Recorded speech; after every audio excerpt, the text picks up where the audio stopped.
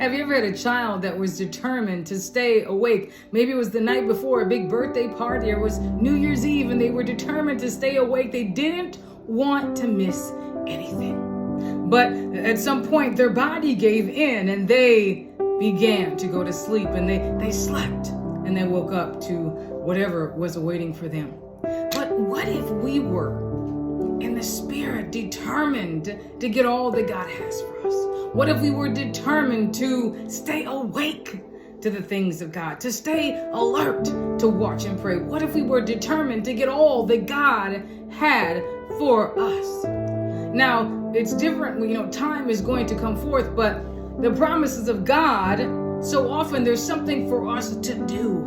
It's not just going to happen, but the next day, yes, as the sun is going to rise, but for the promises of God, for the things that He has said for us, so often there's something for us to do. And one of those things we need to do is be determined. Be determined.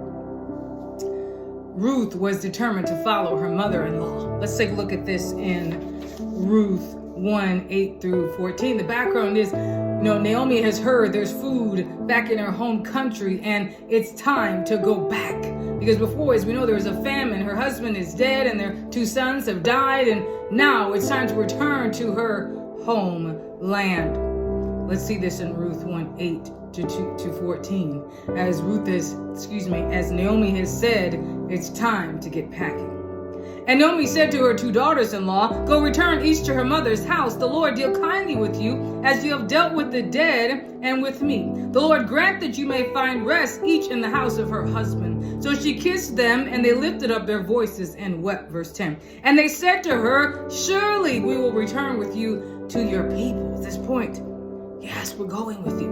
But Naomi said, "Turn back, my daughters. Why will you go with me? Are there still sons in my womb that they may be your husbands?" Now she's putting some resistance on it. "Turn back, my daughters. Go, for I am too old to have a husband. If I should say I have hope, if I should have a husband tonight and should also bear sons," verse 13, "would you wait for them till they were grown? Would you restrain yourselves from having husbands? No, my daughters, for it grieves me very much for your sakes that the hand of the Lord has gone out against me." Then they lifted up their voices and wept again. But what? And Orpah kissed her mother-in-law, but Ruth clung to her. Now Ruth is determined. We're going to see this later. I'm going to pack this separately. But Ruth is determined.